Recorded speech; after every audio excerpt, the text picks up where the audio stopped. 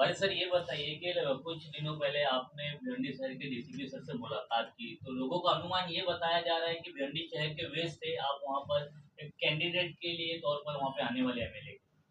देखिए, भिवंडी के अंदर कुछ दिनों पहले कुछ माइनर से फसादात हुए थे, जिसमें कुछ लड़कों को पुलिस ने हिरासत में लिया था, डिटेन किया था। तो वहाँ की आवाम का मुझे फ़ोन आया था, वारिस भाई ज़रा आकर थोड़ा मिलिए, बात करिए। तो मैं गया वहाँ पर, डीसीपी साहब से मुलाकात की, सीनियर वरिष्ठों से मुलाकात की, और मैंने कहा कि जो भी है आप कानूनी कार्रवाई करिए, लेकिन इम्पार्शियल इंक्वायरी होनी चाहिए। आप एक ही समुदाय को आप टारगेट मत करिए, जो भी उसके अंदर इन्वॉल्व है उसके खिलाफ आप कार्रवाई करिए। वहाँ मिला तो अब वहाँ पे लोगों से मैं मिलता हूँ जाके, क्योंकि भिवंडी में मेरे भी काफ़ी जानने पहचानने वाले लोग हैं, और भिवंडी से मेरा पुराना राब्ता रहा है, ताल्लुकात रहे, हमारी पार्टी वहाँ से चुनाव भी लड़ चुकी। तो मैं वहाँ पे लोगों को मिला, सबसे बस खैर पूछा। तो वहाँ पे ऐसा हो गया कि वारिस भाई यहाँ से चुनाव लड़ रहे हैं क्या। अब देखिए, पहले भी मैं भिवंडी में आया हूँ काफ़ी बार, इसके पहले भी हुआ था एक मरतबा इशूज़, तो मुझे वहाँ से लोगों ने बुलाया था, मैं गया, मिला लोगों से, और हर दुख दर्द में मैं तो सबके साथ खड़ा हूँ। अल्हम्दुलिल्लाह भी देखिए, चुनाव बहुत अनकरीब है। अनकरीब चुनाव में तमाम मुख्तलिफ सियासत पार्टियां हिस्सा लेने वाली है। मजलिस इत्तेहादुल मुस्लिमीन भी लड़ेगी, पूरी ज़ोर शोर से लड़ेगी। अब वारिस पठान एक मजलिस का सिपाही है। पार्टी क्या फैसला करती है, कहाँ से मुझे लड़ाने का बोलती है, पूरा पार्टी पे डिपेंड होता है। पूरा पार्टी पे डिपेंड। अगर पार्टी बोली बाइकल्ला से लड़ो, वारिस पठान बाइकल्ला से लड़ेगा। पार्टी बोली भिवंडी से लड़ो, वारिस पठान भिवंडी से लड़ेगा। मुमरा बोले गोवंडी, जहाँ भी पार्टी फैसला करेगी कि हमको वारिस पठान को यहाँ से लड़ाना है, यहाँ से लड़ना चाहिए, तो मैं इंशाअल्लाह ताला फैसले का सम्मान करूँगा। और मगर आपके माध्यम से मैं भिवंडी की आवाम का तहे दिल से शुक्रिया अदा करना चाहता हूँ कि उन्होंने मुझे इतना प्यार मोहब्बत दे रहे हैं। वो लोग मुझे रोज़ फ़ोन आ रहे हैं मुझे भिवंडी से, तो मुझ पे भरोसा करने के लिए, मुझसे इतनी मोहब्बत जताने के लिए मैं आपका तहे दिल से शुक्रिया अदा करता हूँ कि आपने मुझे तकरीबन कम से इस लायक समझा कि हम आए भिवंडी के अंदर, वहाँ से चुनाव लड़े, ऐसा लोग बोल रहे हैं। अब पार्टी के फैसले के ऊपर है, लेकिन मैं हमेशा सबके साथ था, सबके साथ हूँ, रहूँगा। माइनॉरिटी की आवाज़, माइनॉरिटी पे जो तकलीफ़ात, मुश्किलात आ रही है, उसके लिए तो हम हमेशा से आवाज़ उठाते थे, उठाते रहेंगे इंशाअल्लाह ताला। और फिलवक्त जो देश का वातावरण चल रहा है, आप तमाम देख रहे हो, तमाम के सामने कि वातावरण किस तरह से हो रहा है, कि महाराष्ट्र के चुनाव के पहले भाजपा, अब मैं बता रहा हूँ आपको, भाजपा को समझ में आ गया है कि महाराष्ट्र में उनकी ज़मीन उनको खिसकती हुई नजर आ रही है। पूरी तरह से डेवलपमेंट, विकास के नाम पे सरकार फेल हो गई, विफल हो गई। तो अब वो अपने पुराने जो एजेंडा है, पुराने एजेंडा पे चलेंगे। गाय, गंगा, दंगा, मंदिर, मस्जिद, अब पाकिस्तान आएगा, मंगलसूत्र आएगा, घुसपैठी आएंगे, ये सारी चीजें लाकर वो लोगों के ध्यान को भटकाएगी, पोलराइज करेगी, ध्रुवीकरण की राजनीति करेगी, क्योंकि विकास के नाम पे फेल हुआ। अब उसने क्या शुरू किया, अब कुछ दिनों से, कुछ महीनों से आप हम सब देख रहे हैं, अपने नफरती चिंटुओं को छोड़ दिया। जाओ बेलगाम घोड़ों की तरह जाओ और जुबान से अनाप शनाप बकवास करो। और सबसे बड़ा पोलराइज करने का तरीका क्या है, मुसलमानों के खिलाफ बकवास करो, इस्लाम के खिलाफ अनाप शनाप बकवास करो, हुजूर की शान में गुस्ताखी करो, सियासत चमकाओ। जिसका नतीजा हमने क्या देखा, पहले आया रामगिरी। रामगिरी ने आके हमारे हुजूर मोहम्मद मुस्तफ़ा सल्लल्लाहु अलैहि वसल्लम की शान में गुस्ताखी की। गुस्ताखी की, हमने एहतजाज किया, प्रोटेस्ट किया, उसके खिलाफ एफआईआर दर्ज करे।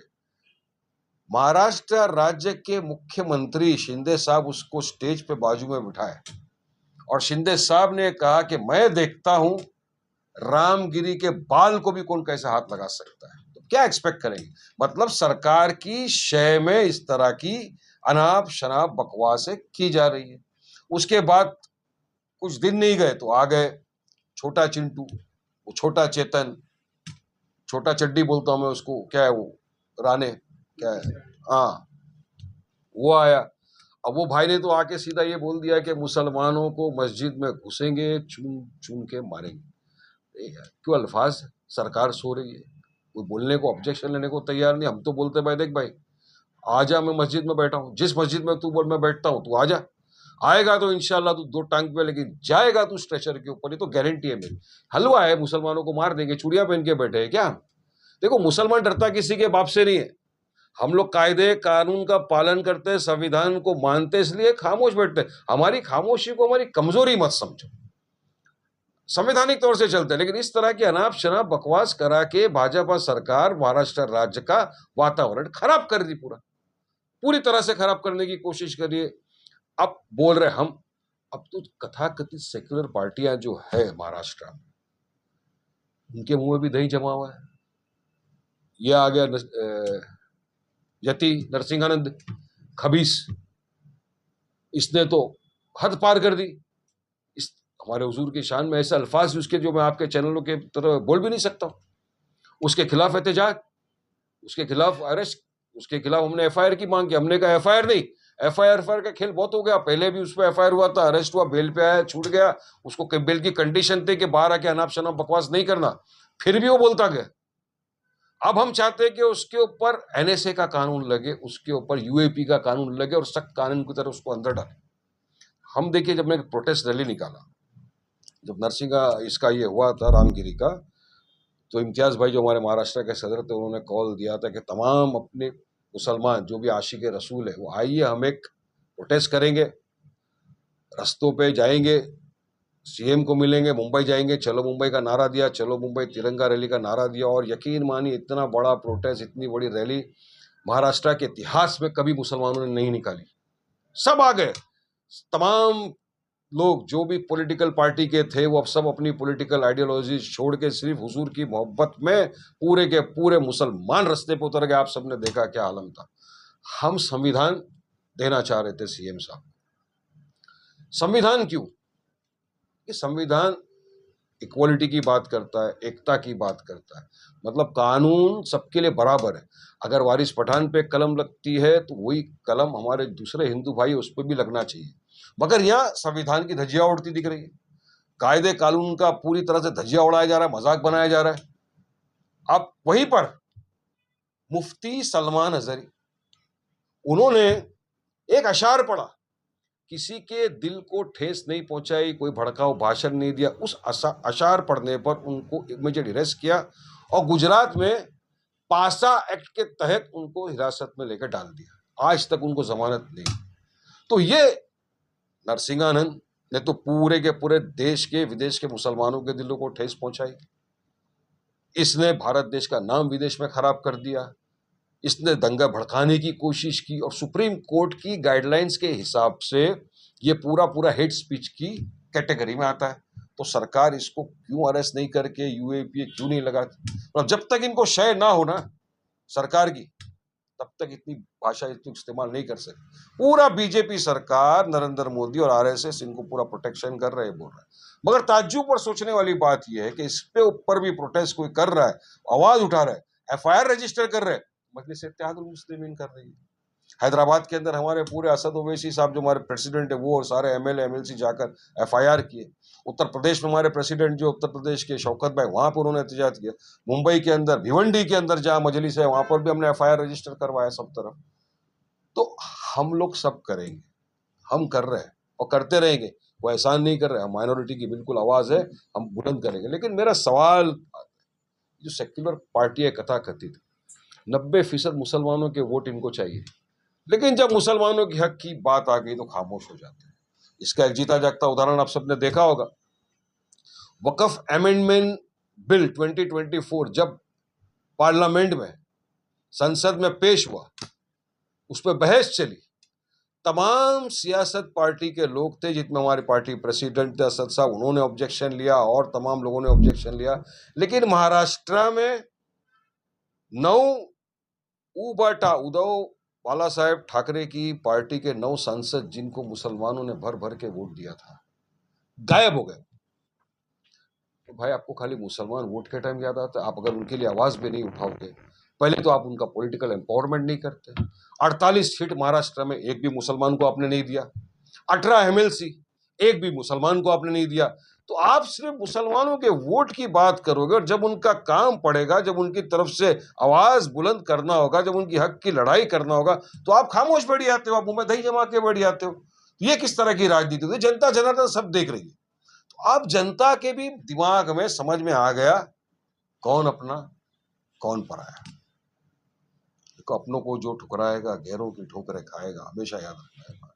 भाई भिवंडी वेस्ट में फिलहाल अभी तक कोई एमआईएम का बड़ा चेहरा सामने नहीं आया। एक बड़ा चेहरा था पिछले साल जिस तरह से खालिद बुट्टू, वो भी अभी फिलहाल जेल में। तो क्या आपका टिकट जो है पक्का समझे भिवंडी से? ये देखिए, मैंने इसे आपको पहले ही बताया, इधर पक्का कुछ नहीं है। पार्टी है, पार्टी फैसला करती है कि वारिस पठान लड़ेंगे या कोई फलां लड़ेगा, कोई लड़ेगा। लेकिन एक चीज यकीन मानिए, मजलिस इत्तेहादुल मुस्लिमीन लड़ेगी चुनाव, पूरी ताकत के साथ लड़ेगी। भिवंडी वेस्ट में नहीं, पूरे महाराष्ट्र के अंदर लड़ेंगे हम, अच्छी अच्छी जगहों के पूरा फैसला करेंगे आला कमान कहाँ कहाँ लड़ना, लेकिन लड़ेंगे। क्योंकि पिछली मरतबा खालिद गुड्डू साहब जो लड़े थे, वहां से अच्छे वोट मिले हमको भिवंडी वेस्ट से।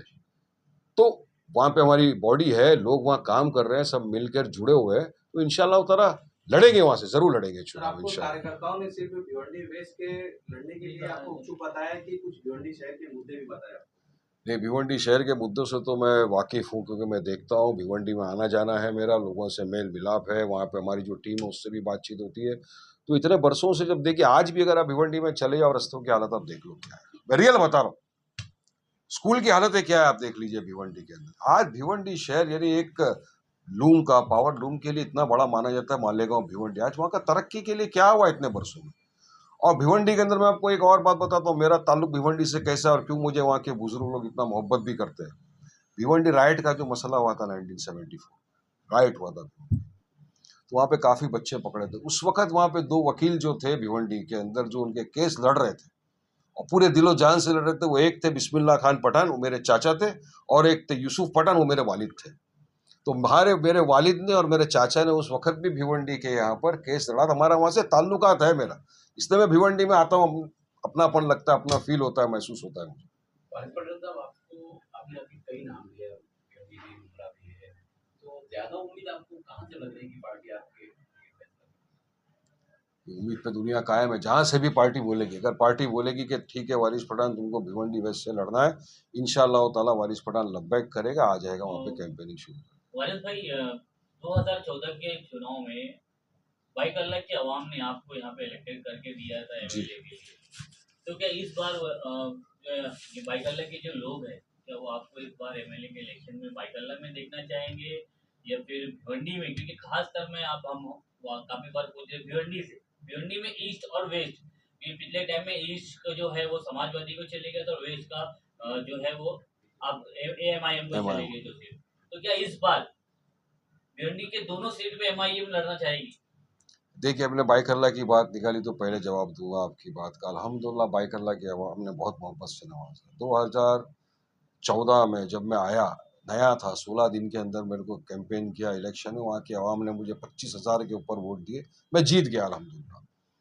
2019 का जब चुनाव आया, तब भी बाइक अल्लाह की आवाम ने पूरी मोहब्बत ईमानदारी के साथ मेरा साथ दिया और मुझे पहले से 10,000 के करीब वोट ज़्यादा मिले।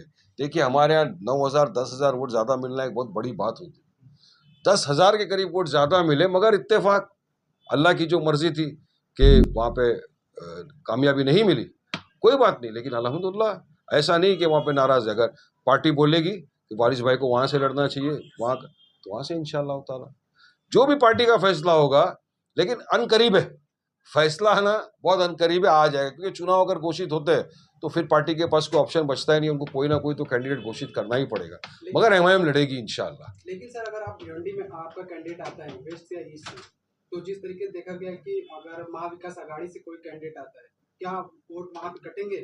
क्योंकि मुस्लिम वोट देखा गया कि जो लोकसभा इलेक्शन में हाल ही में हुआ था, जिस तरीके से मतलब सेंटर में जो कांग्रेस थी और भी जो गठबंधन सरकारें थी, लगातार मतलब संविधान बचाओ का एक नारा देके और मुस्लिम वोट को साधने की कोशिश कर रही थी। देखिए सर, हमारा भी इरादा, इंटेंशन, एम यही है, हमको संविधान को बचाना है और जो भाजपा देश में नफरत फैला रही है उनको रोकना है आगे बढ़ने से। और मगर जितना संविधान ने कांग्रेस को, समाजवादी को, राष्ट्रवादी को अधिकार दिया है चुनाव लड़ने का, उतना ही अधिकार मजलिस इत्तेहादुल मुस्लिमीन को भी मिला है संविधान से चुनाव लड़ने का। हम भी चुनाव लड़ेंगे। अब वोट हम काटने के लिए किसी का नहीं लड़ते, हमारे जो उम्मीदवार लड़ते हैं वो जीतने के लिए लड़ते हैं। हम जीतने के लिए मैदान में उतरते हैं कि हम जीतेंगे, और फिर जनता जनार्दन है, जनता जिसको इज्जत से नवाजना चाहे उसको इज्जत से वोट देके जिता देती है। लेकिन हमने हमेशा से ये, अब हम लड़ेंगे तो ये बोलेंगे डी टीम है, सी टीम है, बी टीम। हमने, हमारे पार्टी के जो महाराष्ट्र के अध्यक्ष इम्तियाज भाई, उन्होंने महाविकास अघाड़ी की जो सीनियर नेता है उनके साथ बात की, उनको लेटर भी लिखा है, उनके खुद के अल्फाज ही है कि उनको लेटर लिखा है कि ठीक है आइए, कांधे से कांधा मिलाकर साथ में लड़ेंगे, हराएंगे बीजेपी। अब इनको सोचना चाहिए, इनको आगे आके करना चाहिए कि ठीक है भाई चलिए साथ में मिलके, अगर आप मिले बहुत अच्छा, नहीं मिले तो भी हम इंशाअल्लाह ताला बहुत अच्छी तरह से चुनाव लड़ेगी मजलिस, और इस मरतबा मुझे उम्मीद है अल्लाह की ज़ात से कि इंशाअल्लाह हमको बहुत अच्छी तरह से कामयाबी मिलेगी महाराष्ट्र के चुनाव में। कि अगर आपका वहाँ से इलेक्टेड इलेक्शन भी आप वहाँ से नामजद होते हैं तो वहाँ की जनता की आपका क्या कहना है? कि अगर वहाँ से आते हैं तो इंशाअल्लाह ताला लोगों को बुलाएंगे, लोगों को पूछेंगे, मिलेंगे, बताइए। ऊपर से तो समस्या हमको मालूम है, आपके समस्या क्या है बताइए, रोड है, स्कूल है, जो भी। और यकीन मानिए कहीं से भी मजलिस का इंसान लड़ेगा, कहीं से भी जीत के आएगा, जब असेंबली में जाएगा तो वहाँ की लोगों की, वहाँ की आवाम की आवाज़ बनेगा, असेंबली में बुलंद करेगा और उनकी समस्याओं का हल निकालेगा, उनके साथ खड़े रहेगा, उनके सुख दुख में और हर चीज़ में उनका काम करेगा। ये मजलिस का काम, our work is our identity. जो भी काम होगा इंशाअल्लाह ताला बखूबी अल्लाह को हाजिर नाजिर रखते हुए हम लोग असेंबली के अंदर करेंगे इंशाअल्लाह।